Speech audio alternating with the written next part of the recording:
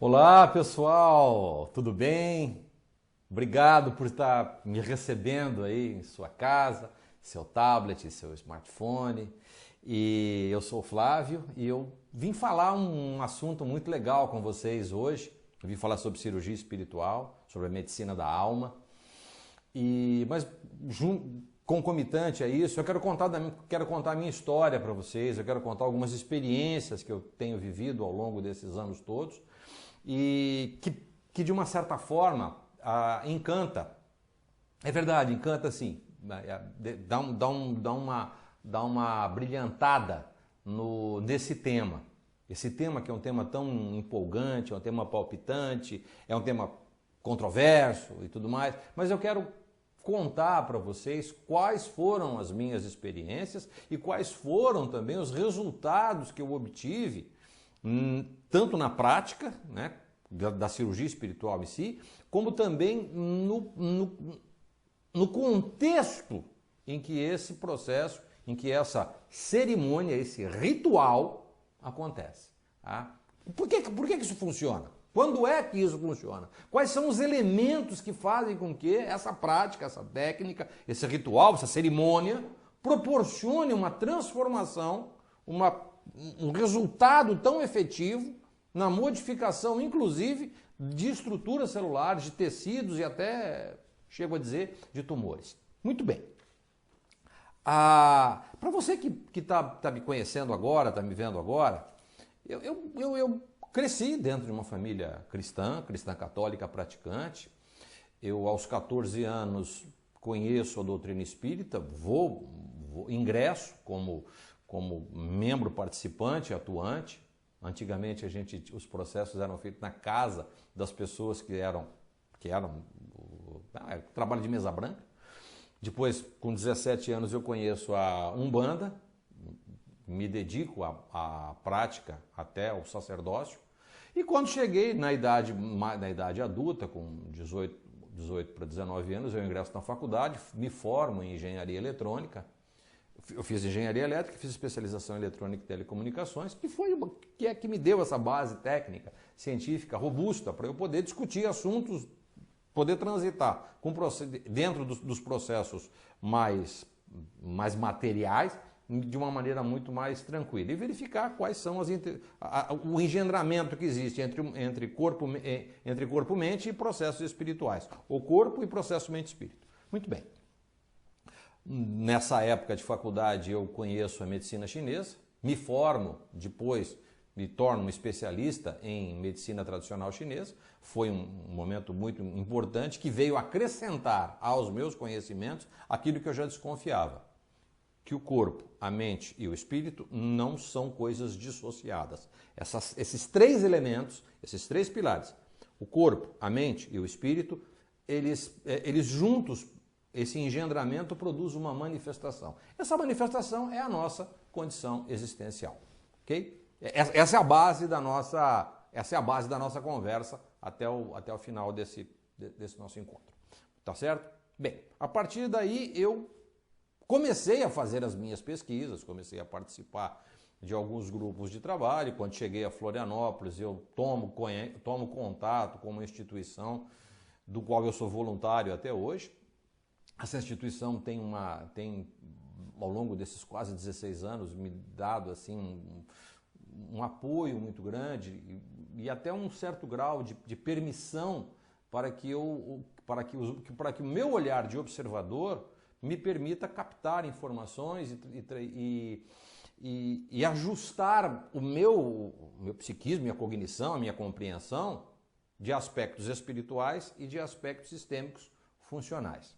Então, essa trajetória que eu fiz para vocês agora, assim, uma rápida passada, eu estou falando de 40 anos, para que a gente possa, de alguma maneira, compreender aquilo que eu vou falar para você. A cirurgia espiritual, como o estágio final de um processo terapêutico, ele é uma cerimônia. Tá? Essa cerimônia é um ritual, é algo que, de alguma forma, mexe com uma estrutura do nosso corpo, que é, eu já vou dizer o nome, é uma anatomia sutil, que é uma cópia exata, é uma cópia perfeita daquilo que acontece no nosso corpo físico. Os espíritas chamam isso de duplo etérico, ou corpo mental, corpo astral. Não vou entrar na questão de nome, porque essa nomenclatura varia de autor para autor, essa nomenclatura varia de grupo para grupo, mas é só para a gente entender. E isso fica fácil de você perceber, de você entender, porque é alguma coisa que você já, pelo menos, já ouviu falar, tá? Se não ouviu falar, então eu vou te contar agora essa condição essa condição existencial, que é parte integrante da nossa manifestação. Muito bem.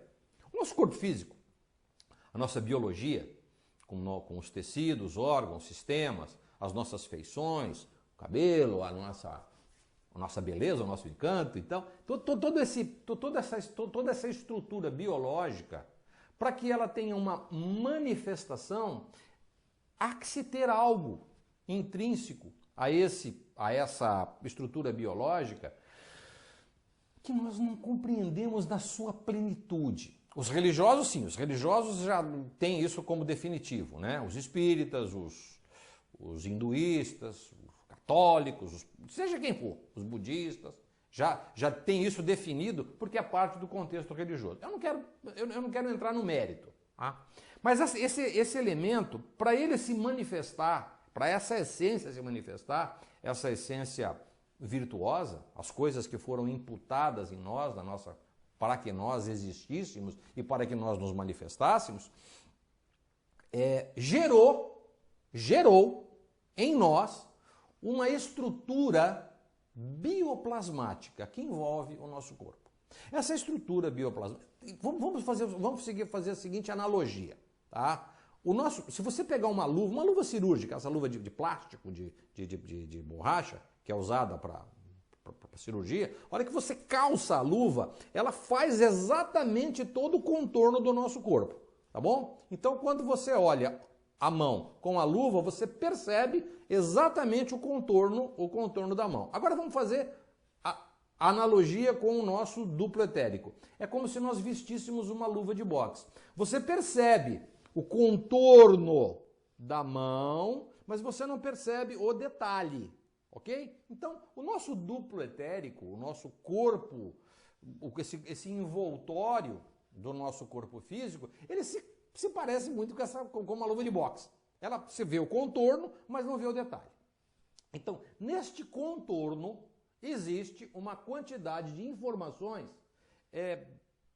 que dialoga com o nosso corpo físico através dos centros de força, através dos chakras. Você já ouviu falar sobre essa? Não? Já, né? Tá. Alguns já ouviram, outros não. Não tem problema, tá? É apenas para dizer para vocês o seguinte, que o nosso corpo físico existe um conjunto de conectores biológicos, que são as nossas glândulas de secreção endócrina. Vamos começar de baixo para cima? As nossas gônadas, as suprarrenais, o pâncreas, o timo, tireoide, hipófise pineal. Basicamente, esses 7 centros de força, essas 7 glândulas estão conectadas a 7 centros de força, ou chakras, que tem uma representação adiante e uma representação atrás na nossa coluna vertebral. Eu quero que você, pelo menos eu vou deixar uma figurinha aqui para que você veja. Isso. Percebe, então, quais são esse alinhamento desses centros de força? E a palavra é chakra. Chakra é uma pequena propriedade rural. Brincadeiras à parte, mas ainda tem gente que fala, como é uma palavra em sânscrito, que significa roda ou vórtice, chakra. Muito bem. Então, vamos voltar ao nosso corpo, esse envoltório do nosso corpo. Tá? Neste envoltório, apresenta-se, ajusta-se um conteúdo informacional bem definido. Bem definido. E todas as vezes que eu interajo com este corpo, eu reverbero no meu corpo físico uma ação semelhante. Todas as vezes que eu mexo no meu corpo físico ou impacto o meu corpo físico com alguma questão mais contundente, isto reverbera neste corpo energético, neste envoltório, neste duplo do nosso corpo. Tá claro até aí essa ideia? Muito bem. Então, por que eu estou contando isso para vocês? Porque a cirurgia espiritual, essa medicina da alma, ela tem uma ação específica sobre essa área, sobre esse duplo etérico. Então, todos os movimentos ao longo da história, todos os movimentos, desde a pré-história até os dias atuais, consciente ou inconscientemente, agiam e interagiam com este corpo energético. E é a partir dessa ideia, a partir desse conceito, a partir das minhas experimentações e das minhas observações, que eu quero apresentar para você, por exemplo, um panorama do que aconteceu ao longo da história. Ao longo da nossa história, ao longo da história da existência humana, chegou um momento em que nós ficamos doentes pela primeira vez. O que é ficar doente? É aquilo que a gente está habituado a fazer, com uma certa regularidade, a gente deixa de fazer. Eu vou te dar um exemplo das primeiras doenças que nós tínhamos. Uma delas era problema de cárie. Tá? A antropologia e a paleontologia, os estudos que nos remete aos primórdios da civilização, olham pra gente. Então, como nós não tínhamos naquela época escova de dente, ou não tínhamos o processo de higiene bucal, muito embora fôssemos mais robustos na nossa constituição, uma das coisas que nós apresentávamos era o problema de dentição. Alguns dentes caíam, a gente ficava com dificuldade de comer e, por conseguinte, tínhamos problemas digestivos, que foi... O outro problema eram os traumatismos provocados por uma série de problemas que eram inerentes daquela condição. Era um mundo hostil, não existia nenhum tipo de facilidade. As atividades eram predatórias e existia um nível de confronto muito grande entre o mundo externo, as intempéries, os animais, as casas. Então as pessoas eram acometidas, por exemplo, de fraturas. E as dores começaram a aparecer. As dores nada mais é, ou foi, ou é, como sendo uma estagnação, uma concentração de energia numa determinada área e que produz um desconforto muito grande. Então, para aliviar estes desconfortos, esse acúmulo de energia numa determinada área, que começaram, primeiro, as trepanações. Fazia-se furos, buracos, orifícios, por exemplo, no crânio, ajustava-se as pessoas a um processo de redução, meio que uma ortopedia primitiva, e fazia com que as pessoas, de uma certa forma, pudessem ter uma condição mais confortável. Isso são os primórdios da cirurgia, em que aquela condição existencial... Olha só, gente, presta atenção. A condição existencial do ser estava comprometida por uma inabilidade fisiológica, por uma dificuldade sistêmica funcional. Certo? É diferente hoje? Claro que não. É evidente que não. Se você, por exemplo, eu sou uma pessoa que eu combato muito o tabaco, né? Eu acho que não existe dose mínima segura para esse produto. Então, se você fuma, você vai ficar doente. Não existe a possibilidade de você não ficar doente fumando. Pois é, vai ficar doente. De um jeito ou de outro, você vai ficar impactado pelo uso do tabaco. Ele produz uma disfunção, primeiro no processo no pulmão e depois no processo circulatório, que muitas vezes é irreversível. Tá? Então, isso te traz um desconforto. O fumo traz naturalmente, leva o indivíduo a um estado de alma de ansiedade e de entristecimento. Então, isso agora não é visto ainda como um olhar mais aprofundado. Claro, existem movimentos, eu sou um deles, participo disso ativamente, onde a gente olha para esse indivíduo, a condição de entristecimento dele, a condição de ansiedade dele, quando trabalhada, diminui a adicção. Muito bem. Então, só para que você entenda que a cirurgia do passado, lá da trepanação do crânio de um dos nossos antepassados, para aliviar a dor e a pressão intracraniana, a pressão dentro do cérebro, intracraniana. E as coisas que acontecem hoje não são muito diferentes. Tá? Então, acrescido disso, as cirurgias evoluíram também para facilitar a nossa vida. Por exemplo, quando a gente tem uma anomalia, a gente evolui para uma anomalia. Então, uma dessas figuras que você está vendo agora é uma cirurgia ocular. Ela está nos anais históricos da civilização egípcia, que supostamente é uma cirurgia de catarata. Imagina uma pessoa acometida de catarata, ela deixa de enxergar, ela fica com a vida limitada. A limitação, que é um processo sistêmico, funcional, reverbera no seu comportamento, reverbera na sua atitude, reverbera na sua relação com o mundo, na sua inter-relação com o mundo. Tá? E esse processo cirúrgico vai evoluindo a ponto de, por exemplo, inibirmos as nossas reações neurais, a dor, quando surgiu, por exemplo, a anestesia.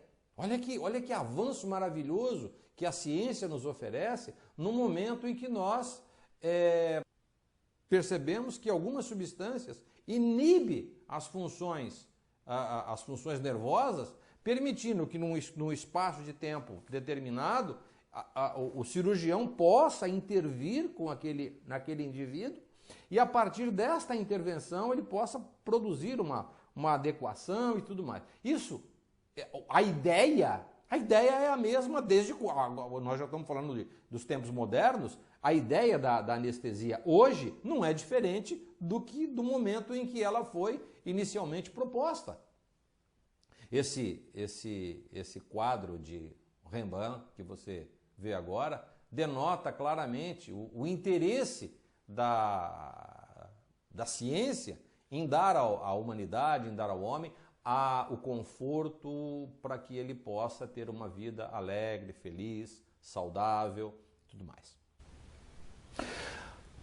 Tá tudo certo com relação a isso? Muito bem. Eu só quero deixar claro para vocês que hoje não é a ciência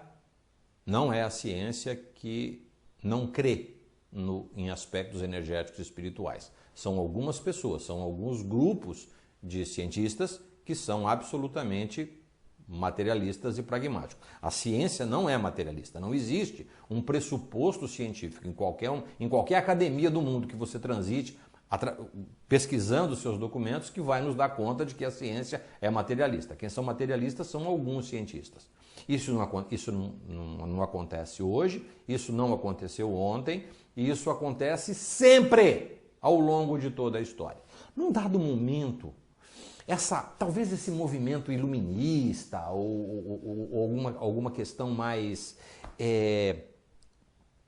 setorizada, tá? Nós não temos isso muito certo, tá? Mas para eu não cometer o equívoco de afiançar, eu vou dizer para você o fato. E a questão temporal, ela está ajustada a vários momentos. Em que o homem foi apartado da sua condição espiritual e ficou só a parte fisiológica, a parte sistêmica, a parte funcional, a cargo da ciência, e os aspectos da mente para os psicoterapeutas e os aspectos espirituais para os religiosos. Esta fragmentação criou um grave problema, porque nós sabemos isso, e nós sabemos isso não é de hoje, nós sabemos disso da pré-história, do início da civilização, quando nós perdemos a cauda, descemos das árvores, fomos nos abrigar nas cavernas e fomos nos relacionar com os nossos pares,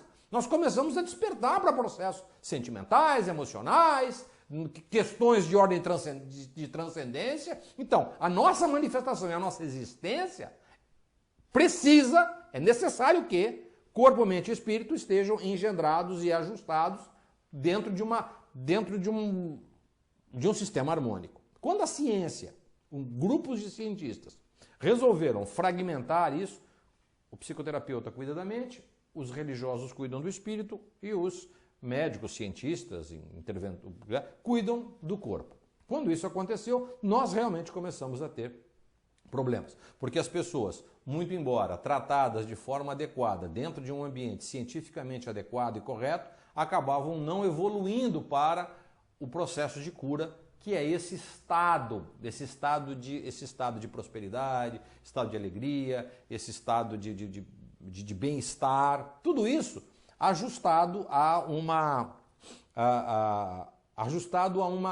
inter-relação com o mundo em que ele vive. Suas relações pessoais, familiares, as suas relações de amizade, suas relações de trabalho e tudo mais. Então, isso tudo nos fez olhar, e eu tenho olhado para isso desde o início, quando comecei pela primeira vez perceber algumas coisas que estavam acontecendo e que alguns personagens contemporâneos nos trouxeram coisas muito legais para a nossa condição contemporânea.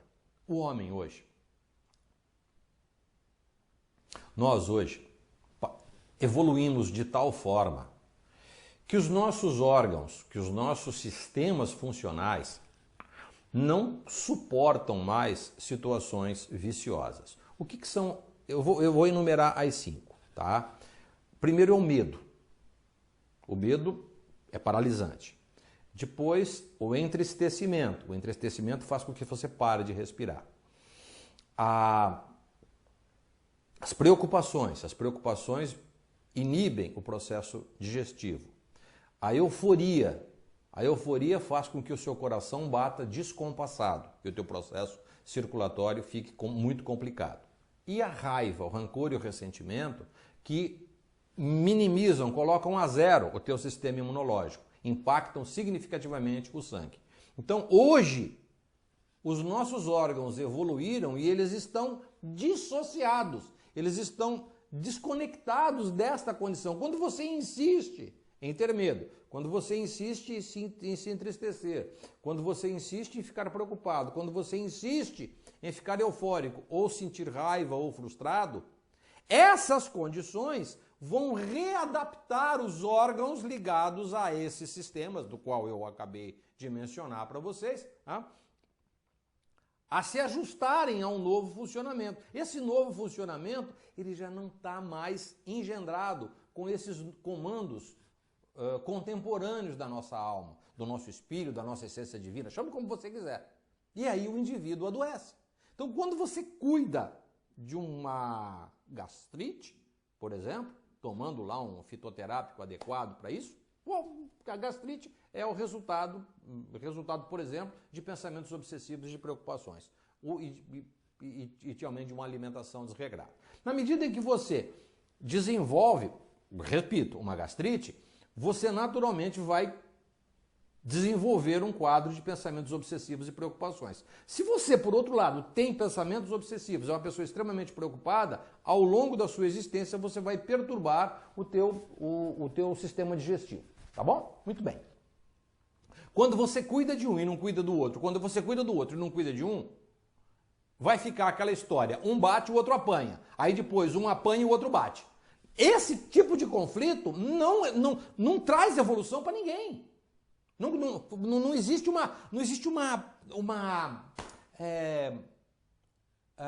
ordenamento para isso, para essa condição. Então, na medida que eu vou tratar a tua gastrite com uma questão fitoterápica, eu preciso também olhar para você ou para quem quer que seja, o meu paciente, e questionar a respeito das suas condições de preocupação, a respeito das suas condições de pensamentos obsessivos. Eu dei só um exemplo da gastrite, tá, gente? Por favor. Eu não estou aqui para dar diagnóstico e para dar prescrição no ar. Isso não existe. Por favor. Muito bem. Então, o que acontece quando nós olhamos para indivíduos que ao longo da história se preocuparam agora em ajustar, primeiramente, a condição sistêmica funcional com a condição energética, mental, espiritual. Eles começaram a criar uma dinâmica, uma cerimônia, um procedimento que ligava essas duas áreas, que ligavam esses dois elementos através de dispositivos conectivos. Esses dispositivos conectivos eram um plasma gerado por pessoas devidamente treinadas ou psiquicamente intuitivas, que ligavam, que produziam, através de uma cerimônia, através de um ritual, uma conexão, uma junção entre aquilo que precisava ser equilibrado e aquilo que tinha a capacidade de equilibrar. Tá? Daí surgiu a cirurgia espiritual. No passado, isso era natural. As pessoas faziam isso de um jeito intuitivo. Nesse momento contemporâneo, como eu comecei a falar anteriormente, alguns personagens fizeram isso de forma, muito legal. Então, eu me lembro que eu era pequeno ainda, estava lá com meus 16, 17 anos, talvez. Eu me lembro que surgiu no panorama jornalístico um cara doido lá em Congonhas do Campo, no interior de Minas Gerais, um cara chamado Zé Arigó, que fazia cirurgia com faca enferrujada. E ele enfiava, fazia cirurgia de catarata, fazia... E esse procedimento trouxe um desconforto para aquelas pessoas que olhavam para aquilo e viam aquilo como um destempero. Imagina, você introduzir uma faca de cozinha, eventualmente sem esterilização e até enferrujada, na região subpalpebrar, para produzir um efeito de curar catarata ou coisa que valha, dentre outras cirurgias, dentre outros cortes no corpo, dizendo que estava sob a ação mediúnica ou mediunizado e acoplado a uma entidade de nome Adolf Fritz Friedrich Jeppsson.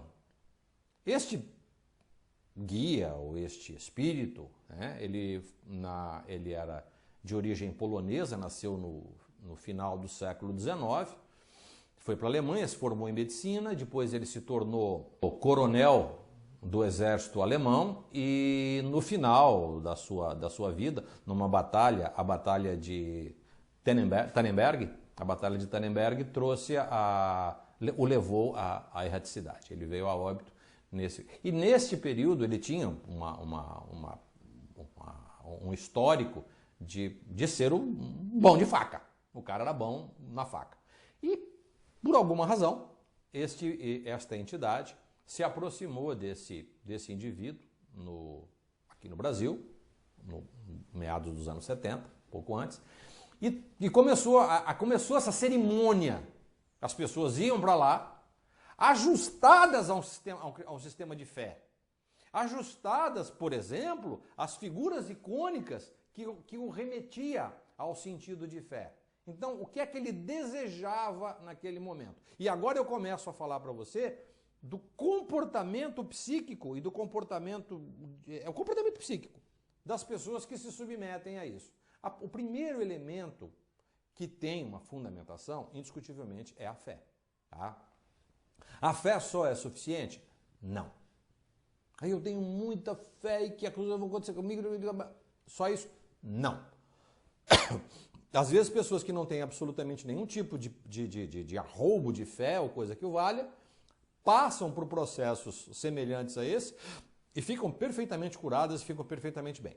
Tá bom? Mas a fé é um fator que facilita o trânsito para essa condição de reestruturação da sua vida física, sistêmica, funcional, indiscutivelmente. Eu sou prova disso. Eu venho ao longo desses 16 anos de observação criteriosa em prontuários médicos. Eu já tenho registrados, pelo menos pelos meus arquivos hoje, quase 1.500 prontuários de pessoas que eu venho acompanhando, venho fazendo entrevista e que de alguma forma, alguns infelizmente vieram a óbito por questões evolutivas, né? Mas alguns que estavam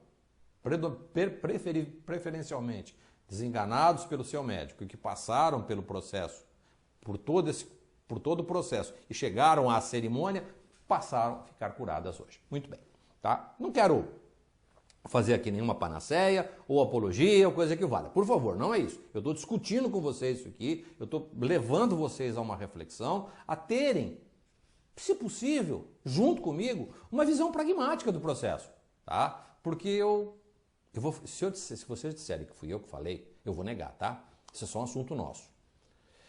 A religião só presta para complicar a nossa vida.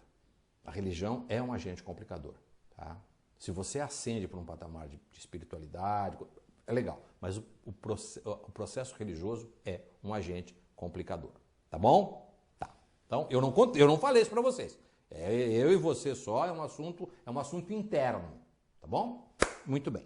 Então, o Dr. Fritz, médico e entidade espiritual que se apossa, então, de José Arigó, faz um trabalho fenomenal, tá? Depois ele recebe celebridades. Isso acontece com todos os que trabalham com processos espirituais, com processo de cirurgia espiritual e que tem uma certa proeminência. Isso é indiscutível. Todos, eu estou falando todos, principalmente aqui no Brasil. Tá? Eu não estou fazendo julgamento de valor, não. Estou dizendo o que acontece, tá? Então, o que vai pela alma e pelo sentimento de cada uma dessas pessoas é uma questão delas, tá bom? Muito bem.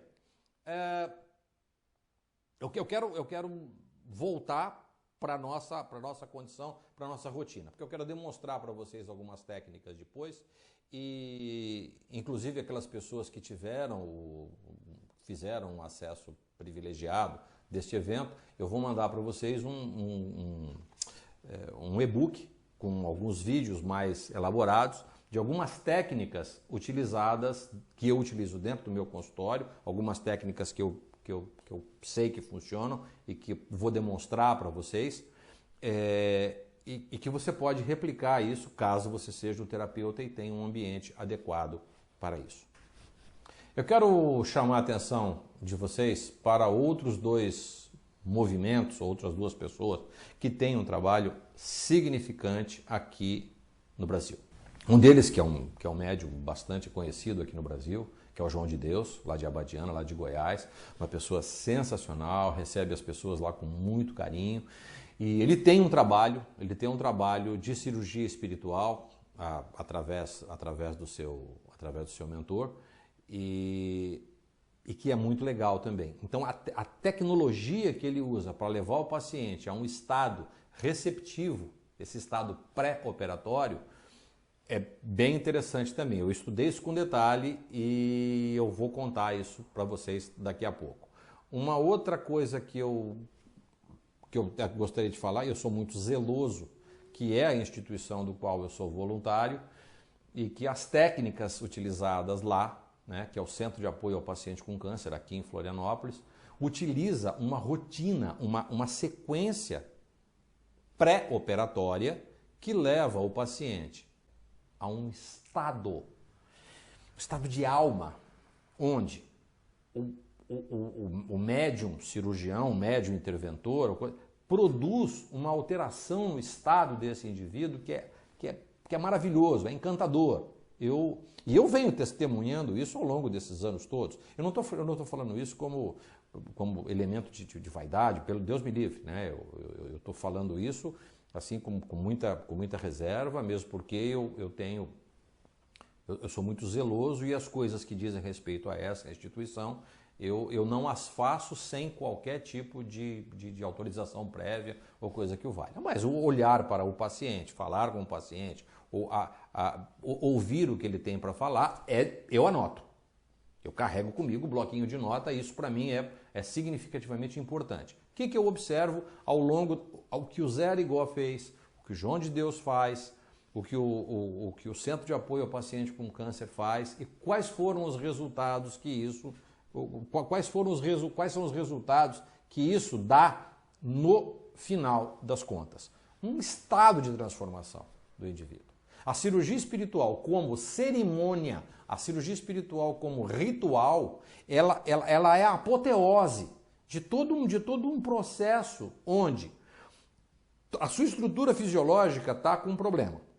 Tá? Eu nesses últimos 15, 16 anos, eu tenho um olhar muito focado ao paciente com câncer, aquele paciente que desenvolve um tumor.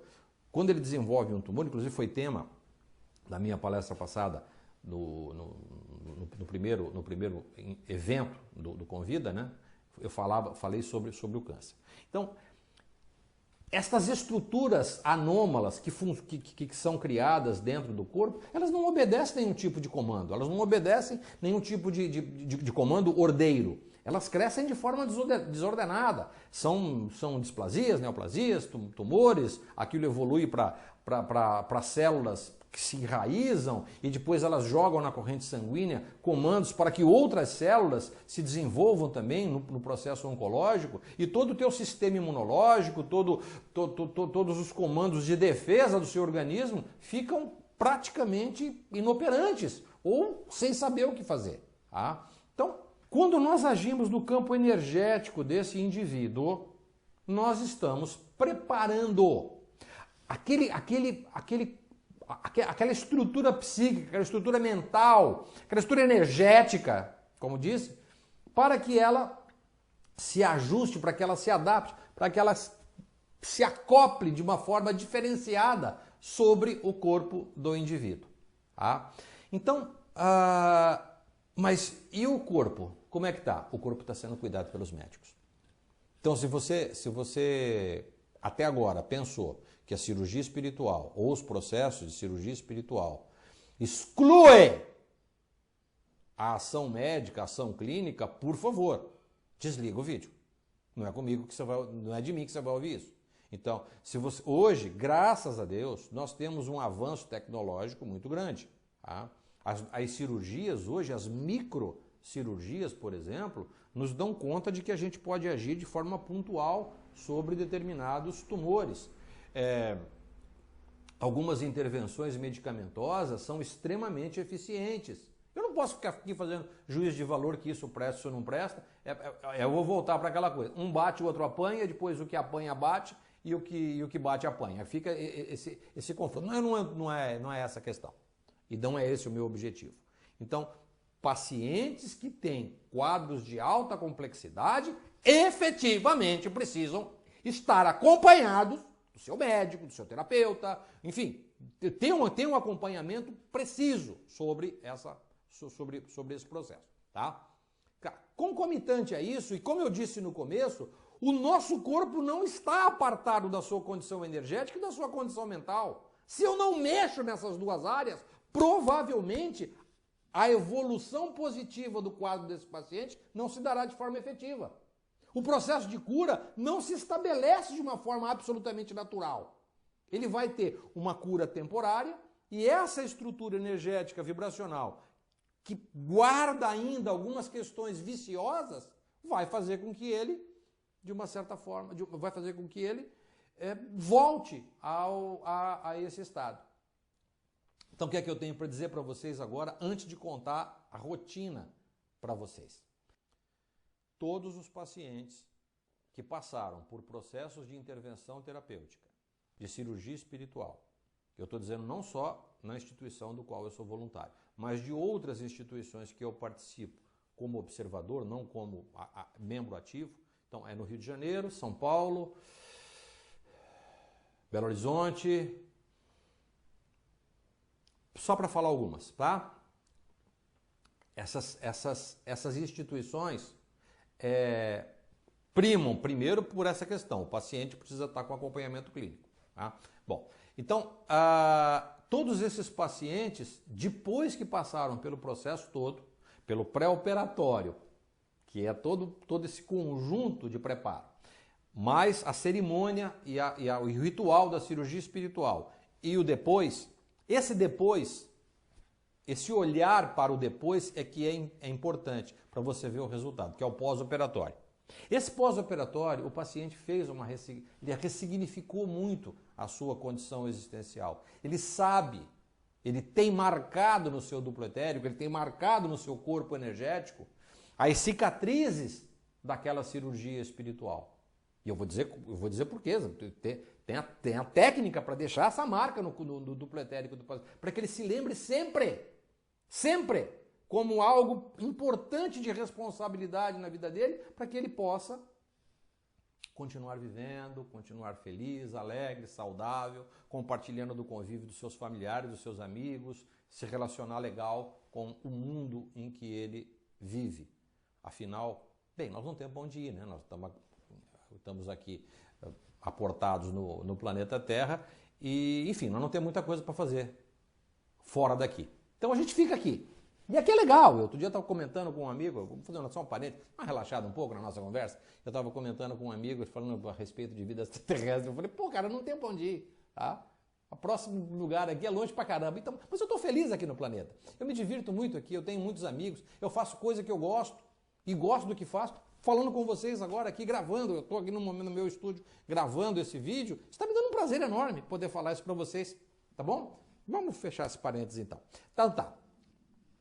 Então, quando este paciente vai para casa e esse conteúdo cirúrgico passa a fazer parte da vida dele como uma lembrança, tá? A fitinha vermelha que eu amarro no dedo para poder me lembrar de uma coisa importante, a cirurgia espiritual, o efeito produzido pela intervenção, aguenta aí que eu vou te contar como é que faz, pela intervenção, isso fica reverberando no nosso corpo de uma maneira muito legal, de uma maneira muito bacana. E quando você cuida do teu corpo físico agora, sei lá, eu estou dizendo por mim, eu já passei por 3 cirurgias espirituais, cirurgia cardíaca, né? Então hoje eu cuido muito da minha condição, talvez eu não seja a melhor do mundo, mas eu hidrato bem o corpo, faço exercício, me alimento de forma adequada, tranquilo, tá?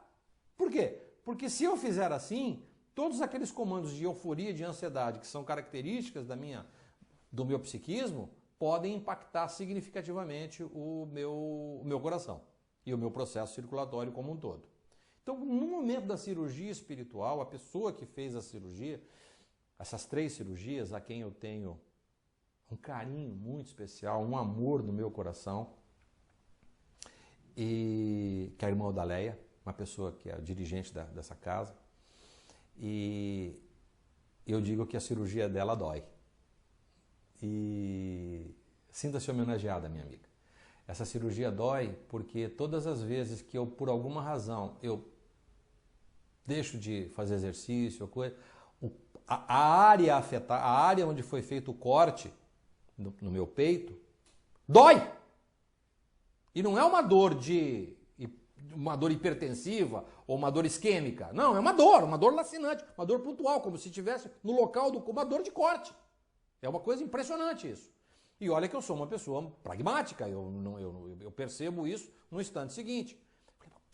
Como é que isso? O que é isso, né? Então, agora eu vou contar para vocês como é que a cirurgia espiritual funciona em todo o percurso, em toda a sua trajetória. As instituições, ou os grupos de trabalho, ou as pessoas que fazem cirurgia espiritual, obedecem uma rotina, e essa rotina ela se parece muito com uma cirurgia que nós fazemos no hospital. Que é o seguinte, o pré-operatório. O pré-operatório, assim como num hospital, ele tem um grupo de pessoas ajustadas a essa rotina de trabalho, que são, por exemplo, os médicos que vão anteceder a cirurgia, por exemplo, o anestesista, os enfermeiros, o corpo de enfermagem, os atendentes, os farmacêuticos e tal. Então, essas pessoas, de alguma forma, vão contribuir para o pré-operatório, que é o pessoal da nutrição e tudo mais. No momento da cirurgia, eu também tenho um staff de pessoas que são responsáveis pelo processo cirúrgico. Tem o médico cirurgião, tem os assistentes, o anestesista, o corpo de enfermagem, enfim, e todo aquele staff que vai permitir que o processo seja feito de forma adequada. Terminada a cirurgia, faz-se a sutura, tira-se o paciente da sala de cirurgia, vai para a sala de recuperação, enfim, e aí depois ele vai para o quarto e depois ele, de algum dia, 2, seja lá como for, o médico virá e dirá para ele, olha, nós já estamos dando alta para você e temos algumas recomendações que com relação à dieta, com relação ao exercício, com relação ao teu comportamento diante da cirurgia que você fez, o pós-operatório. No processo de cirurgia espiritual é exatamente a mesma coisa, só que ao invés de trabalharmos no corpo físico, nós trabalhamos no corpo perispiritual, nós trabalhamos nessa estrutura, nesse duplo etérico.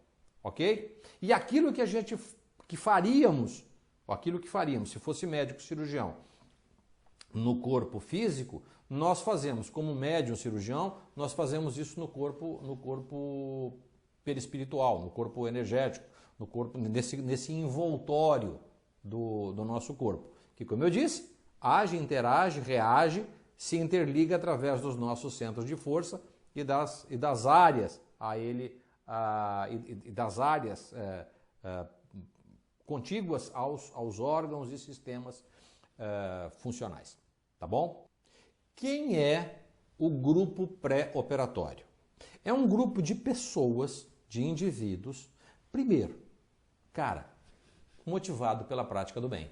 Motivado por alguma coisa que seja legal, uma coisa bacana, tá? Motivado também pelo conhecimento, pelo estudo. Porque são pessoas que precisam conhecer bem e muito bem sobre a estrutura funcional sistêmica desse indivíduo. Precisa conhecer bem e muito bem quais são os comandos psicoemocionais desse corpo energético, desse envoltório do corpo. Então, são pessoas que precisam passar por um treinamento. Existe uma escola de treinamento, que a gente chama de escola mediúnica ou formação mediúnica de base. Aqui no meu instituto se chama formação mediúnica de base. Eu dou essa instrução durante 1 ano para esse grupo que vai trabalhar no pré-operatório. 2. Quem é o médium, o indivíduo que vai fazer a intervenção no dia específico marcado para essa cerimônia? Primeiro, ele tem que conhecer toda a etapa pré-operatória, ele tem que ter passado por todo esse treinamento pré-operatório, conhecer muito bem a condição energética, ele precisa saber muito sobre a parte fisiológica do indivíduo. Fisiologia, precisa saber disso, precisa estudar, tá? Saber onde está o fígado, onde está o baço, onde está o pâncreas, onde estão estruturas menores que muitas vezes não são ditas, com relação a uma glândula, com relação a uma estrutura, porque aquela informação é vital para o sucesso do trabalho, porque aquela estrutura, muitas vezes, ela está conectada com uma estrutura energética que se não for ajustada adequadamente, o resultado não funciona, não dá resultado.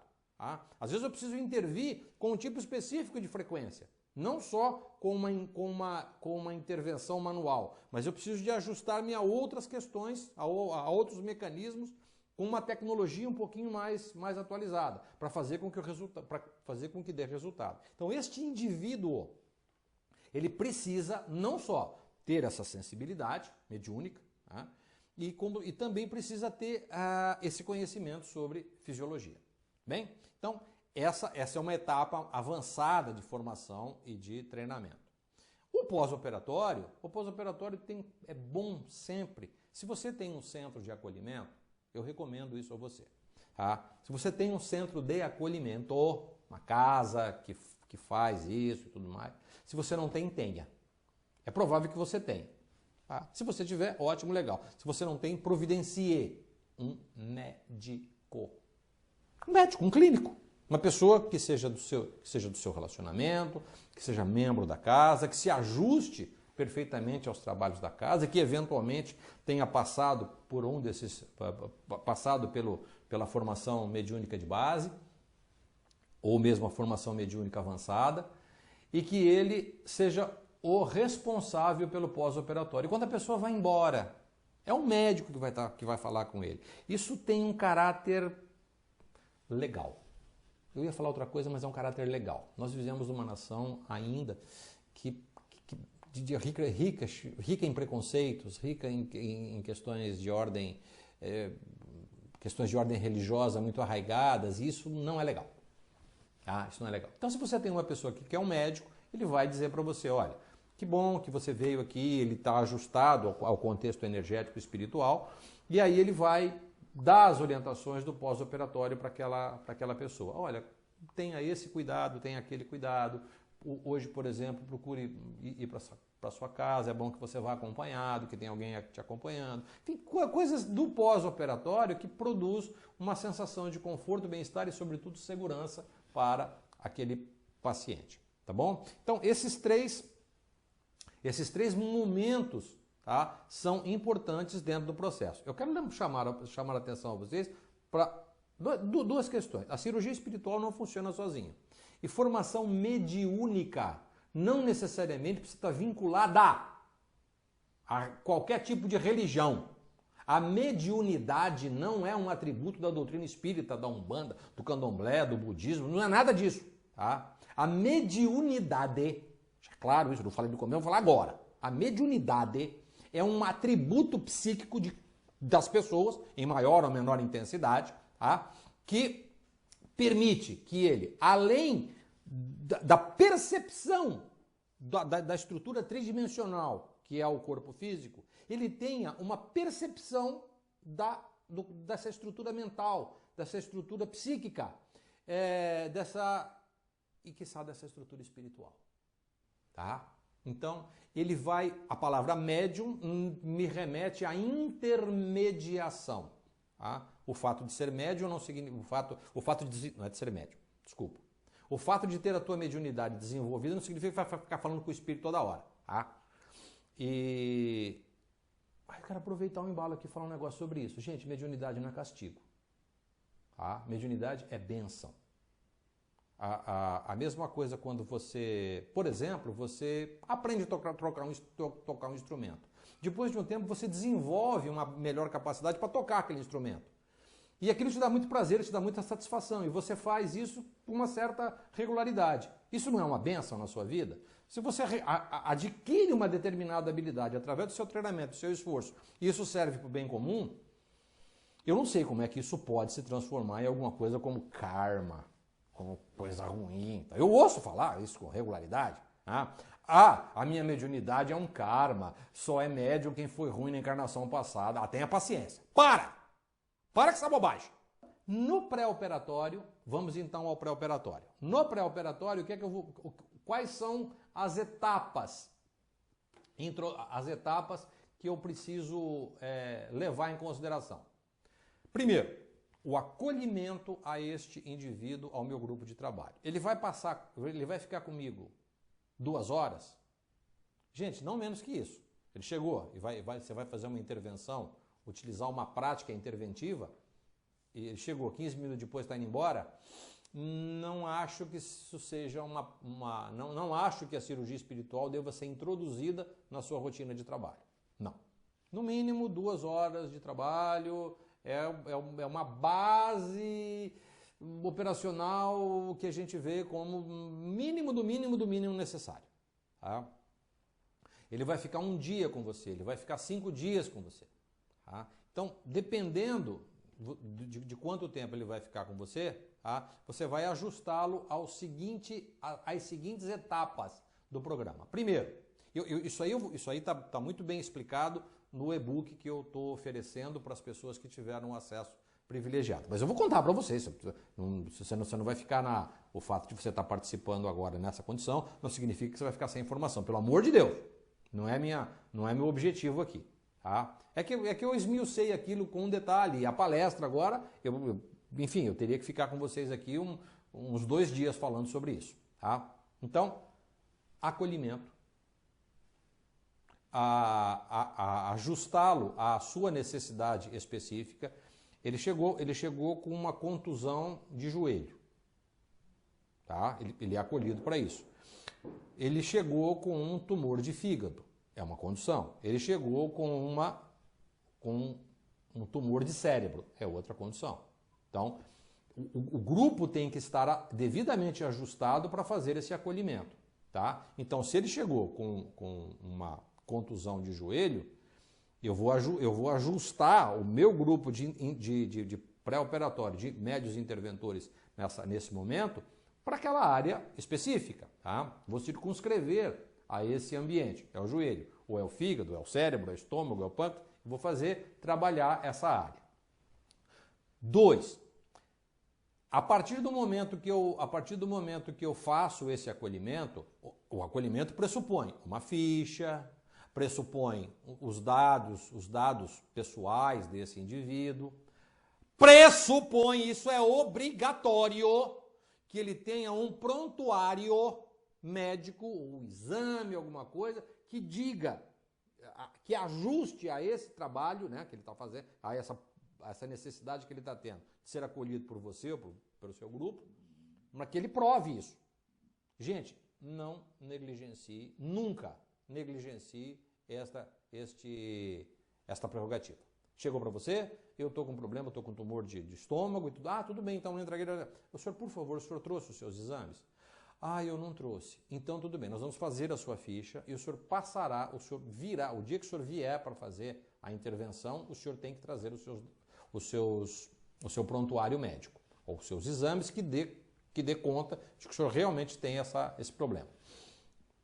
Ah, então tá bom. Se ele não trouxer, por favor, não faça nenhum tipo de intervenção.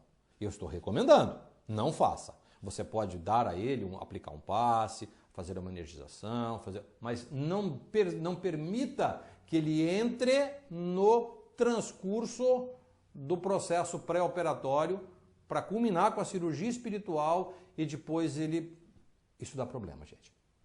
Isso é uma questão legal. Não brinque com isso. Essa é uma orientação segura. A instituição do qual eu sou voluntário, o CAPC e o Núcleo Espírita Nosso Lar, trazem isso de uma forma absolutamente rigorosa.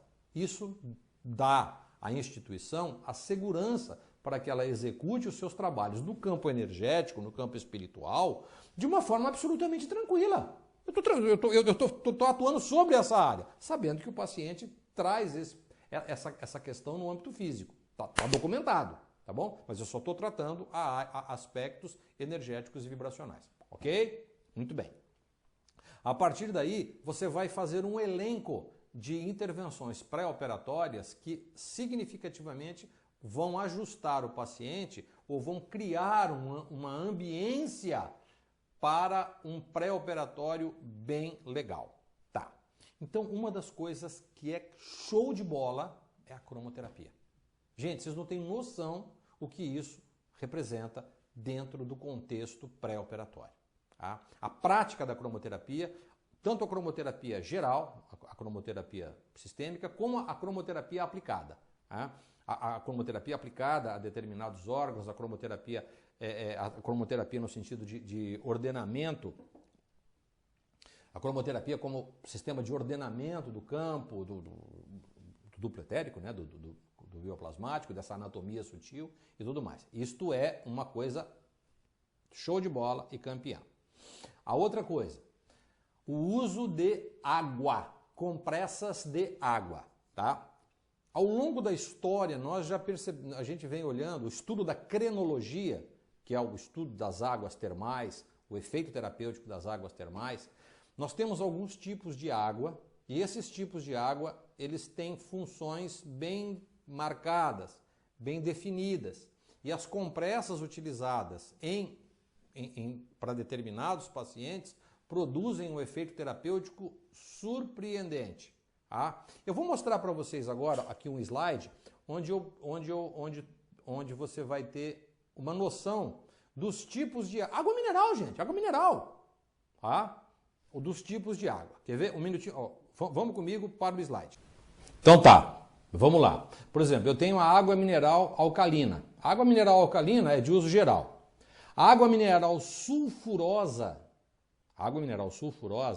ela é uma água dissolvedora. A água mineral sulfurosa é aquela que tem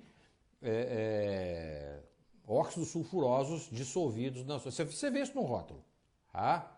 Ela tem uma ação dissolvedora. Então, aquelas estruturas biopsíquicas que estão no duplo etérico do paciente e que o médium percebe que aquilo ali está encalacrado, está incrustado, as compressas com águas sulfurosas, elas removem isso do duplo etérico. As águas carbonatadas e as águas alcalinas carbonatadas são águas que têm uma ação estruturante. Essa ação estruturante, ela serve muito para, por exemplo, para processos ósseos. Quando você tem um paciente que tem algum problema ligado à estrutura óssea, as compressas utilizando água carbonatada, elas facilitam, sobretudo, a ação reestruturante.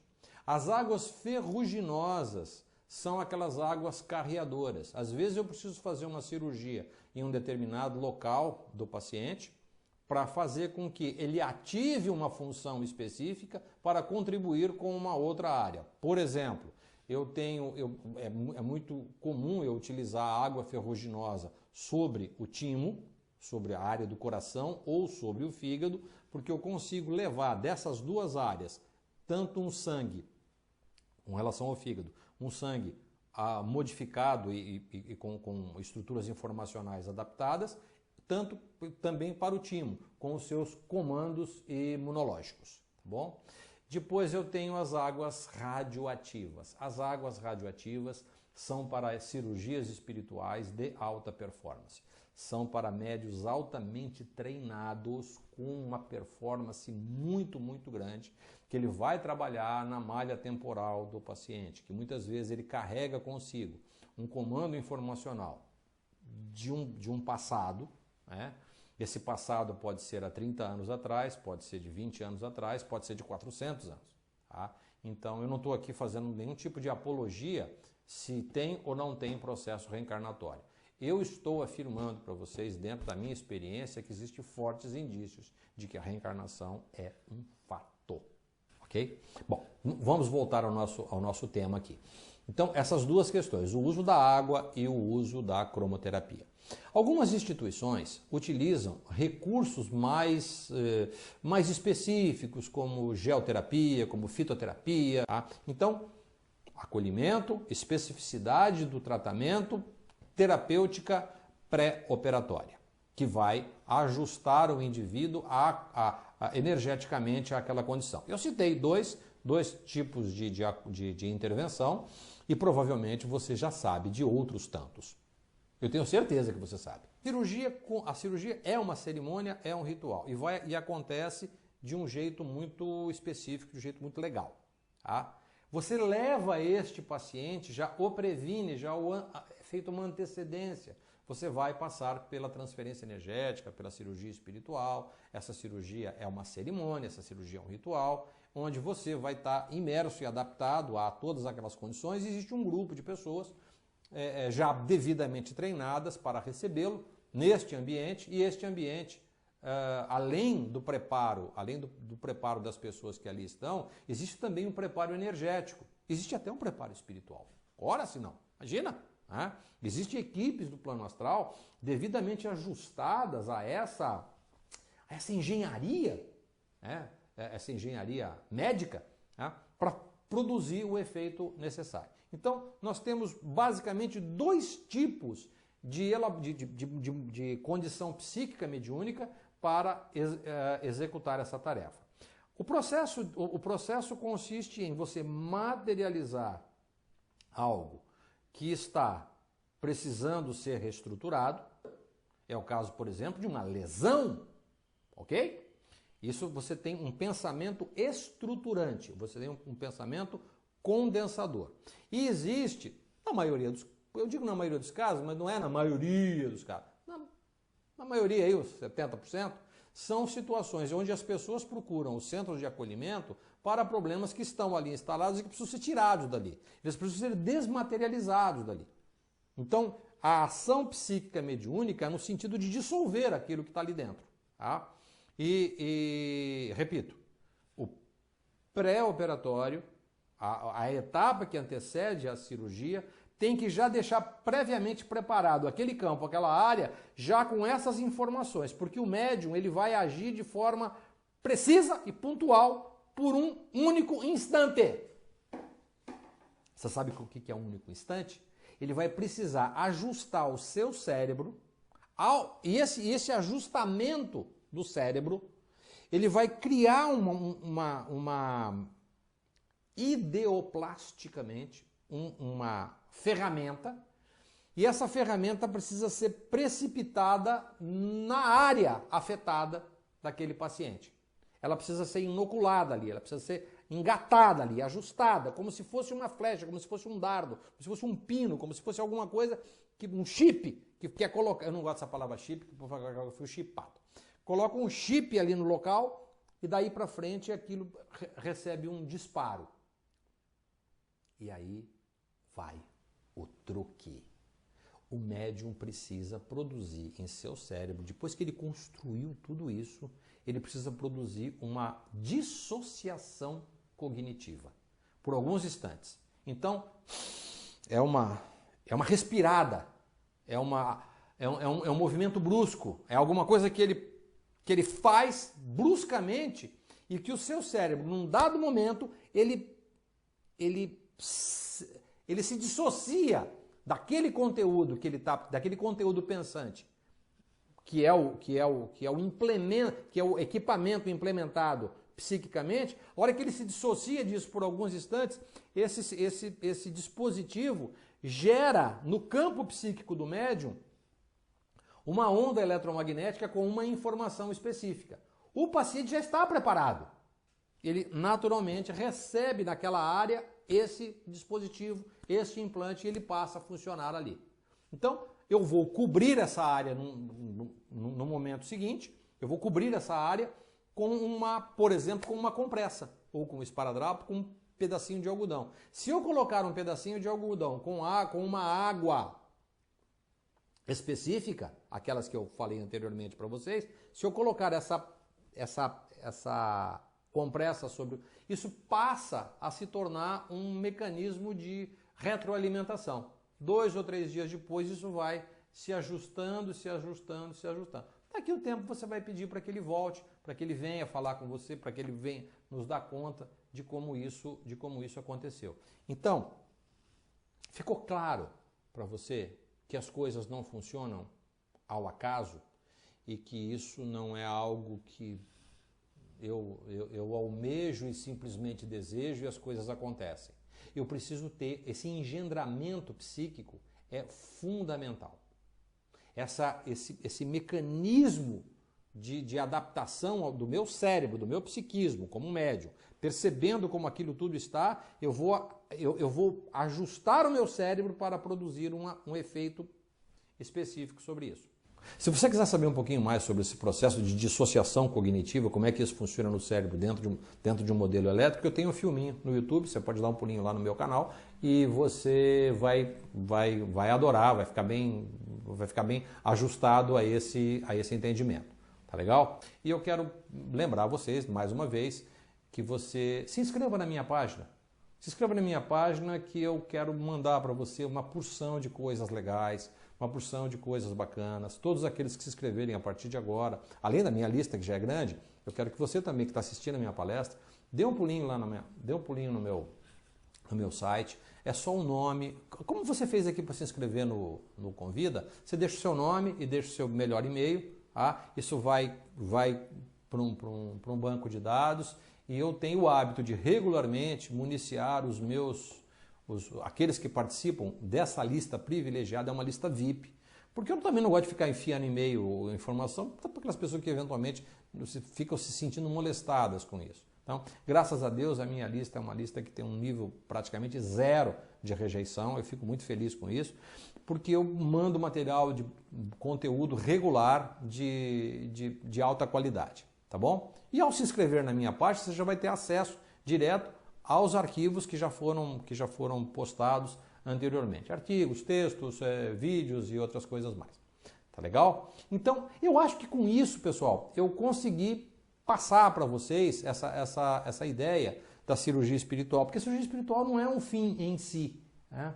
Ela é um programa, ela é parte integrante de um programa de acolhimento.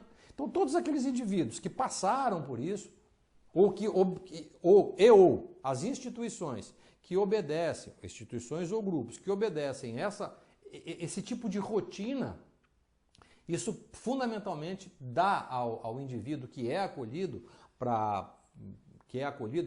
nesses grupos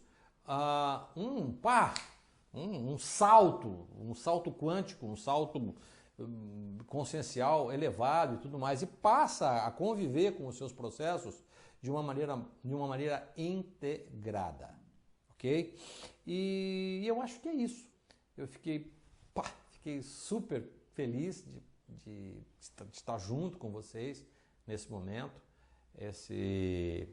essa oportunidade de falar sobre esse assunto de uma maneira mais desprovida de qualquer tipo de pudor. Vocês que estão me assistindo são pessoas desprovidas desse tipo de limitação. Eu quero ficar à disposição de vocês mais uma vez. Eu repito isso, quero ficar à disposição de vocês. Se inscreva na minha página, se inscreva no meu canal do YouTube. Eu mantenho uma linha de comunicação estreita com todos aqueles que estão ajustados tanto à minha página quanto ao meu canal. E em breve, aquelas pessoas que se inscreveram no meu canal vão receber o programa de formação mediúnica de base. Todos vocês que se inscreveram no meu canal vão receber o programa Formação Mediúnica de Base, que é aquele programa do pré-operatório, tá bom? E depois, quem sabe no futuro, a gente pode pensar numa outra coisa, porque não adianta dar instrução mediúnica avançada se não for presente ou com um acompanhamento rotineiro. Isso tem que ter disciplina, tá bom? Então esse era o recado que eu tinha para dar para vocês. Fico muito grato a todos vocês que estão me ouvindo e muito obrigado à coordenação do Convida 2015, e eu tenho certeza que coisas muito legais estarão acontecendo no decorrer desses dias aqui. Bom, fiquem com Deus, fiquem em paz, muita alegria, muita prosperidade, muita saúde a todos. Até! Tchau, tchau!